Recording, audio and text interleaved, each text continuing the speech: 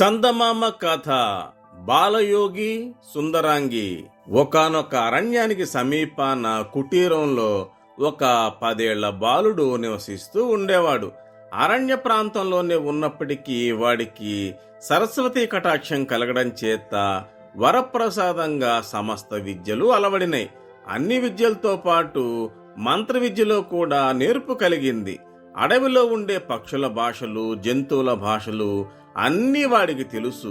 తన విద్యలన్నీ వాడు పరోపకారం కోసమే వినియోగించేవాడు. అందువల్ల అందరూ అతన్ని బాలయోగి అని పిలుస్తూ వచ్చారు. ఒకనాడు మధ్యాహ్నం ఎండ మటమటా కాస్తున్నది. చెట్టు నీడని కూర్చొని ఉన్న బాలయోగికి చిన్న కునుకు పట్టింది. కునుకు గాఢ నిద్రగా మారింది.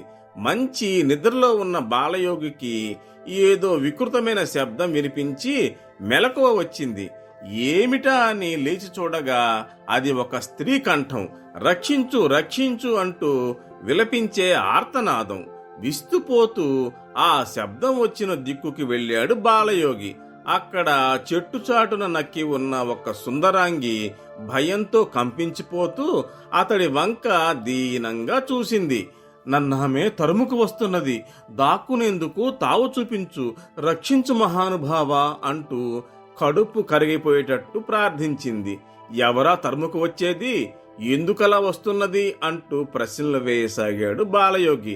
ఇప్పుడేం అడక్కండి, శూకరదేశ ప్రభువు కుమారుడు భీకరసేనుడు ఒక యక్షకన్యను పెళ్లాడదామనుకున్నాడు. తరువాత ఆయన మనసు నాపైన చిక్కుకున్నది. అందుకని ఆమెకు నాపైన ద్వేషం పుట్టింది. ఆమె నన్నేమి చేసినా చేయగలదు అని చెప్పిందామె.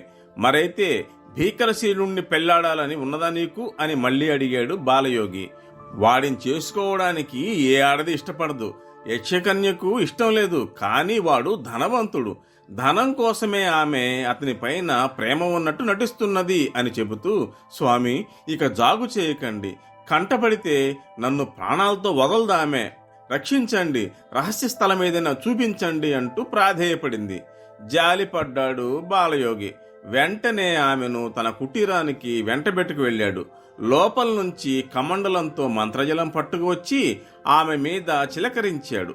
మరుక్షణంలోనే ఆ సుందర కన్య అందాలు చిందేటి ఒక తుమ్మెదగా మారిపోయింది.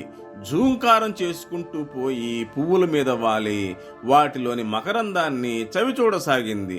సరే, ఈ తుమ్మెద ఈ సమీపంలోని తోటలోనే సంచరిస్తూ ఉంటుంది కదా అని అనుకున్నాడు బాలయోగి. అంతలోనే గాజులు గలగలమనిపిస్తూ యక్షకన్య అతడి ఎదురు ప్రత్యక్షమైంది. ఈ దారిలో ఎవరైనా మానవ కన్య రావడం చూశావా అని అడిగింది గద్దించే ధోరణిలో. బాలయోగి లేదన్నాడు. తప్పించుకో చూశావంటే కుదరదు, నిజం చెప్పు, ఆమెను ఎక్కడ దాచావో చెప్పు అంటూ ఆ యక్షకన్య అతనిని నిలదీసింది. నాకు తెలియదుగాక తెలియదు అని అనేశాడు బాలయోగి. అంతలో తుమ్మెద వచ్చి ఊరుకోక యక్షకన్య ముక్కు మీద పుట్టుక్కను కుట్టింది. యక్షకన్య దానివైపు తీవ్రంగా చూసి, ఓసి నీవేనా, చూసుకో నిన్నేం చేస్తాను అంటూ హుంకరించింది. యక్షకన్యను కుట్టిన ఆ తుమ్మెద అల్లిబిల్లిగా తిరుగుతూ పోయి మెల్లగా బాలయోగి కుటీరంలోకి ప్రవేశించింది. కుటీరంలో ఒక చిన్న గదిలో బల్ల అమర్చి ఉంది. బల్ల మీద వ్రాత పరికరాలున్నాయి. తుమ్మెద సరాసరి అక్కడికి వెళ్లి సిరాబుడ్డిలో కాళ్లు ముంచింది. బల్ల మీద ఉన్న తెల్ల కాగితం పైన వంకర టెంకరగా గీతలు పెట్టింది. ఆ గీతలు పరిశీలనగా చూస్తే బాలయోగి భాషలో కృతజ్ఞురాలను అని అర్థమిచ్చేటట్టున్నది. ఇలా గీతలు గీయడం పూర్తి కాగానే ఏదో ఒక గొప్ప విధి నెరవేర్చుకున్నట్టుగా తృప్తితో సంతోషంతో చెట్టు చెట్టుకు పువ్వు పువ్వుకు తిరుగుతూ సాగిపోయింది తుమ్మెద. అక్కడ కసిపూనిన యక్షకన్య ఊరికే ఉండలేదు. తనకు నేస్తాలైన కందిరీగలను పిలిచింది. అందాలు చిందేటి ఒక తుమ్మెద ఈ ప్రాంతంలో సంచరిస్తూ ఉంటుంది.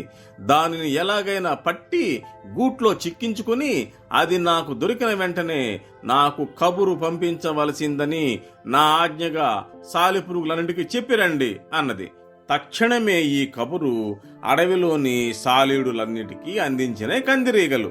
మరికొద్దిసేపటికే మన తుమ్మెద తిరుగుతూ ఒక పరమ సుందరమైన పువ్వుల గుత్తి మీద వాలింది. అక్కడ ఒక సాలీడు పట్టుదారాలతో ఉచ్చు పన్ని కూర్చుంది. తుమ్మెద కంటపడగానే అది అనేక విధాలుగా దానిని పొగుడుతూ తీయటి మాటలు చెప్పి మా ఇల్లు చూద్దు గాని లోపలికి రా అని పిలిచింది. అమాయకురాలైన తుమ్మెద సాలిడు మాటలకు ఉబ్బిపోయి లోపలికి వెళ్లి సాలిగూట్లో చిక్కుకుంది. దాని రెక్కలకు కాళ్లకు ఉచ్చులు బిగిసిపోయినాయి. అందుచేత అది కాస్త కూడా కదలలేకపోయింది. యక్షకన్య పోగానే తుమ్మెదను వెతకడం కోసం బయలుదేరాడు బాలయోగి. ఎంతకు తుమ్మెద కనపడలేదు. పువ్వు పువ్వు వెతికాడు. ప్రతి సాలిగూడు పరిశీలించాడు. చివరికి అది ఇరుక్కుపోయిన ఈ సాలిగూటికి వచ్చి చూశాడు. తుమ్మెద కంటబడినందుకు ఆనందమైంది. కాని అది అలా ఇరుక్కుపోవడం చూసి చెప్పలేనంత కోపం వచ్చింది. వెంటనే సాలిగూటిని వేళ్లతో చుట్టబెట్టి సర్వనాశనం చేశాడు. తుమ్మెదను తాకి మంత్రం జపించాడు.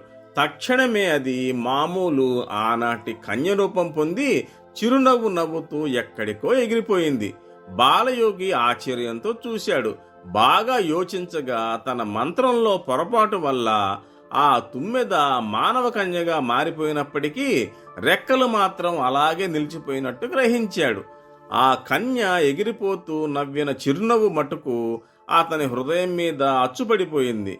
ఎందుచేత ఆమె మారుమాట లేకుండా ఇంత ఉపకారం చేసిన తనకు కృతజ్ఞతైన తెలపకుండా వెళ్లిపోయిందా అని ఆలోచించుకుంటూ అతడు తన కుటీరాన్ని చేరుకున్నాడు. గదిలోకి వెళ్లి కాగితం పైన గీతలు చూసుకోగానే అతని కన్నుల వెంట అప్రయత్నంగా జలజలమంటూ బాష్పాలు రాలినాయి.